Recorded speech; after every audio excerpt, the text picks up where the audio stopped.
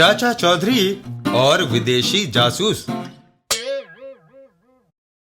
साबू की शक्ति के चर्चे भारत में ही नहीं विदेश में भी होने लगे। रूस उसको हथियाने की योजना बनाने लगा। जो खाओ, तुम हमारे सबसे होशियार जासूस हो। यह साबू का चित्र है, इसे रूस लाना है। लेकिन इससे फायदा क्या? बहुत फायदे हैं। अगर हम उसे ओलंपिक खेलों में रूस की तरफ से शामिल करें तो सोने का मेडल वह जीत लाएगा। हमारा विरोधी अमेरिका टापता रह जाएगा। मैं समझ गया। साबू 3 दिन में हाजिर हो जाएगा। सीधे तरीके से काम ना चले तो तुम दूसरा रास्ता भी जानते हो, यह मुझे यकीन है। अमेरिका की योजना। विलियम, तुम हमारे सबसे होशियार जासूस हो। यह साबू का फोटो है। तुम्हें इसे किसी भी कीमत पर लाना है। उसे यहाँ लाने से क्या फायदा? इडियट! अगर आने वाले ओलंपिक खेलों में हम साबू के सारे मेडल समेट लाएगा और हमारा विरोधी रूस थापता रह जाएगा। समझ गया। 3 दिन में साबू यहाँ होगा। रूसी जासूस जुखोव भारत को रवाना। उधर अमेरिकी जासूस विलियम भी भारत की उड़ान भरता है। चाचा चौधरी के घर के बाहर। वाह, क्या जिस्म है! अंदर जाकर हम इसके मालिक से बात करता है। तभी अमेरिकी जासूस भी वहां आता है। अरे, रूसी जासूस पहले पहुंच गया। वह साबू को पहले ना हत्या लाए। अमेरिकी जासूस पीछे दौड़ता हुआ घर के अंदर साथ साथ घुसता है। चाचा जी, जल्दी से टिकट लगाकर रसीद पर दस्तखत कर दो। मैं साबू का 1 लाख रुपया देता हूँ। यह धोखेबाज है। मैं साबू का 2 लाख देता हूँ। आप इसकी चाल में मत फंसना। मैं 10 लाख दूंगा। मैं 20 लाख दूंगा। 40 लाख, 60 लाख, 80 लाख, 1 करोड़। अरे भाई, साबू 1 और उसे पाने वाले 2। पहले तुम आपस में फैसला कर लो कि साबू को कौन लेगा। यह सुनते ही दोनों जासूस अपने अपने पिस्तौल निकाल लेते हैं। मैं अभी इसका यमलोक का टिकट खटा देता हूँ। ना रहेगा भास, ना भाजेगी भासरी। इससे पहले मैं तुझे शॉट कर दूंगा। और दोनों गोली चला देते हैं। चाचा चौधरी जमीन पर झुक जाते हैं और फिर दोनों मर गए। अच्छा हुआ, वरना मुझे परेशान करते रहते। इधर साबू। चाचा जी, अंदर क्या पटाखे छूट रहे हैं? नहीं साबू, 2 व्यापारी आए थे जो अपनी ही गोलियों के शिकार हो गए। चाचा चौधरी!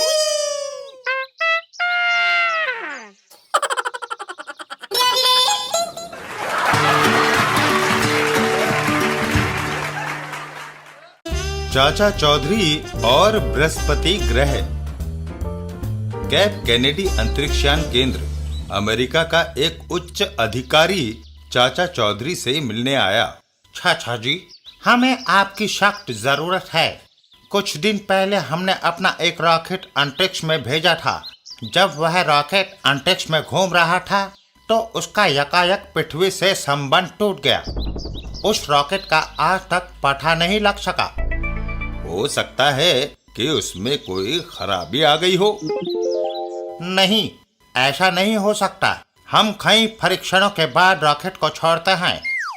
तो इसमें मैं क्या कर सकता हूँ?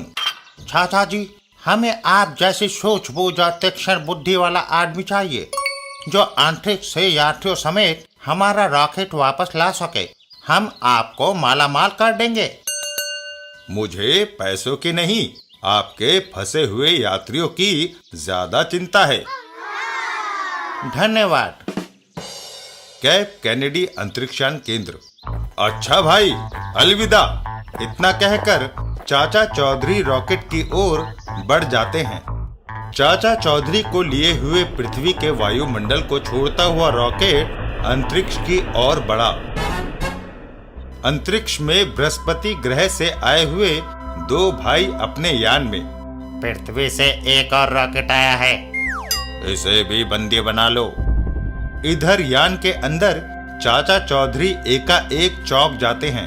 ओह, लगता है मेरा रॉकेट किन्हीं अज्ञात किरणों की ताकत से जकड़ा गया है। कुछ देर के बाद, चलो तुम हमारे बंदी हो। ओह, यही है वे अमेरिकी अंतरिक्ष यात्री। पृथ्वी का एक और आदमी इधर मौत के मुंह में आ गया है। मैं तुम तीनों को एक साथ मौत के घाट उतार रहा हूं। तुम्हें कुछ कहना है? हाँ, जब मरना ही है तो क्यों ना हंसते हंसते मरे।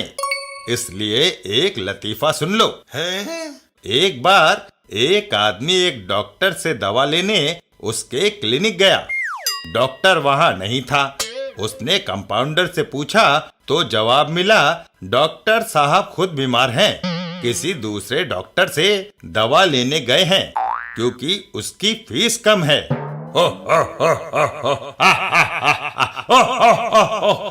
कुछ ही देर में वो परग्रही हंसते हंसते मर जाता है।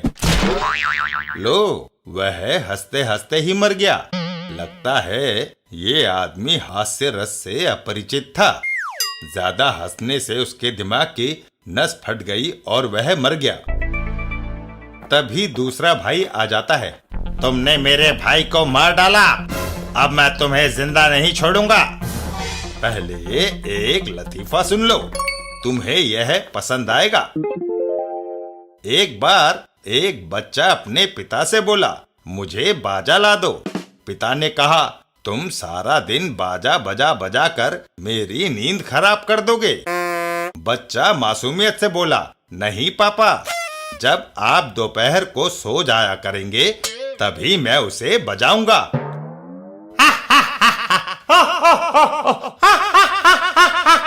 और दूसरा भाई भी हंसते हंसते ढेर हो गया। लो, हंसते हंसते ये भी चित्त हो गया। यहाँ के सभी लोग तीव्र हंसी को बर्दाश्त नहीं कर सकते। चाचा चौधरी आजाद हो जाते हैं। मैंने तो किसी तरह अपनी रस्सियां खोल ली, तुम्हारी खोलूं अब। और चाचा चौधरी दोनों अमेरिकी यात्रियों को लेकर पृथ्वी की ओर चल दिए। हमारा कैप्सूल प्रशांत महासागर में उतरने वाला है। आप तैयार हैं ना? जी हाँ चाचा चौधरी। वाह, बहुत अच्छे।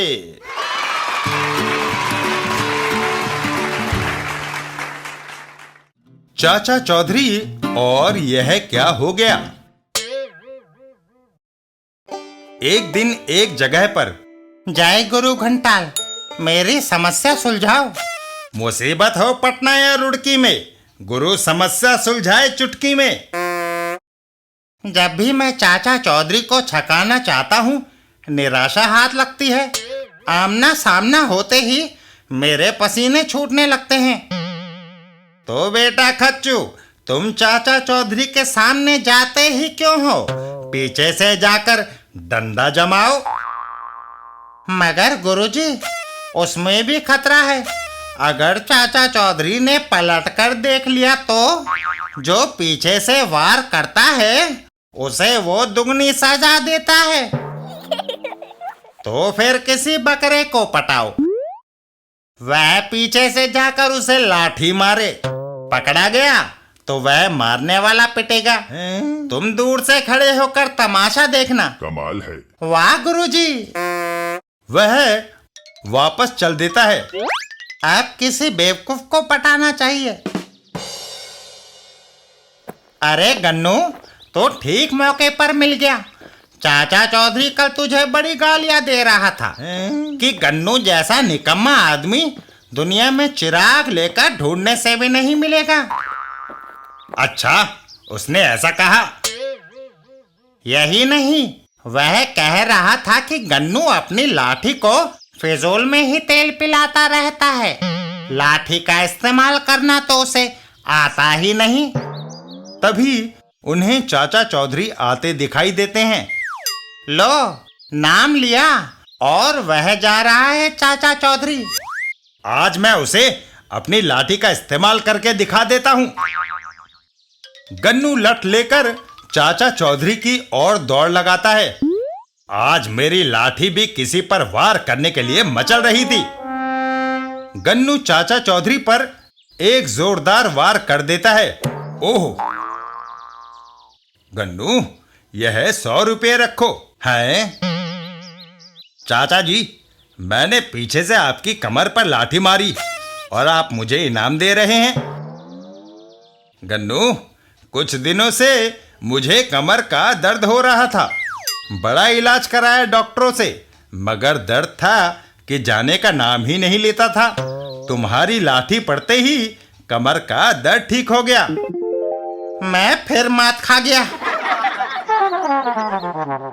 तभी साबू वहां आता है। अरे साबू, मैं तुझे ढूंढने निकला था, कहाँ रहा इतनी देर तक? चाचा जी, मैं व्यायाम करने निकला था। जगन किसान के बैल बीमार पड़ गए। बेचारे को आज खेत में हल चलाना था, सो मुंह लटकाए बैठा था। मैं वहां पहुंच गया और बैलों की जगह हल के आगे जुट गया। जगन किसान खुश हो गया। आओ अब घर चलें। वहां कुछ खाने को मिलेगा? यह समय तुम्हारी चाची के रामायण पढ़ने का है। जब तक वह 8-10 प्रश्न ना पढ़ लेती, रसोई में नहीं जाएगी। चाचा चौधरी के घर पर। छप्पन, चाचा चौधरी और साबू बाहर गए हैं, क्यों ना पीछे से उनके घर में चोरी की जाए। गप्पन, आगे के दरवाजे से तो हम घुसने से रहे, सामने चाची बैठी रामायण पढ़ रही है। तो पीछे की खिड़की से अंदर घुस जाते हैं। जब तक वह रामायण खत्म करेगी, हम घर का सामान लपेटकर 9 to 11 हो जाएंगे। नाले नाले पंगा। घर के पिछवाड़े। धत्तर की पीछे की खिड़की बंद है। कहते हैं जहां चाहा वहां रहा। वह छत पर रसोई का धुआं निकालने की चिमनी है, उसमें घुसकर हम रसोई तक पहुंच सकते हैं।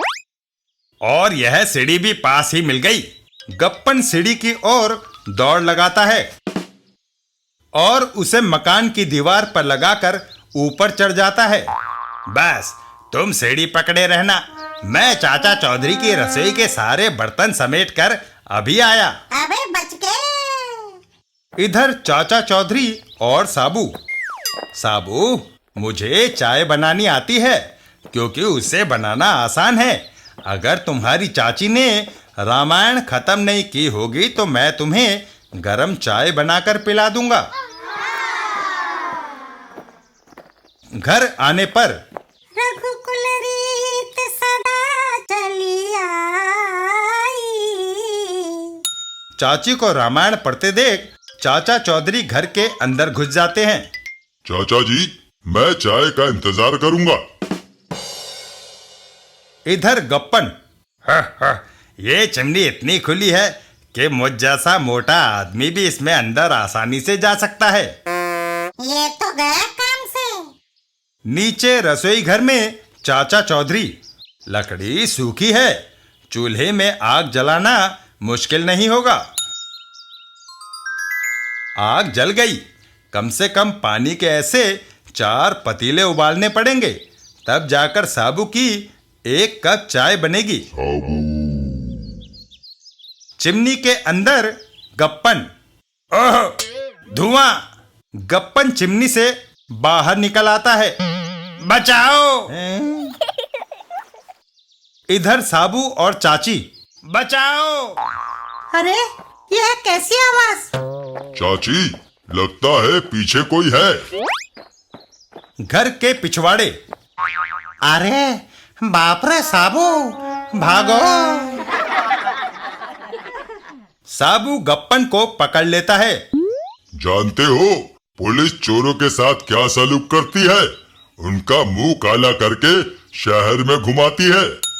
पर मेरा मुंह धुएं से पहले ही काला हो गया है।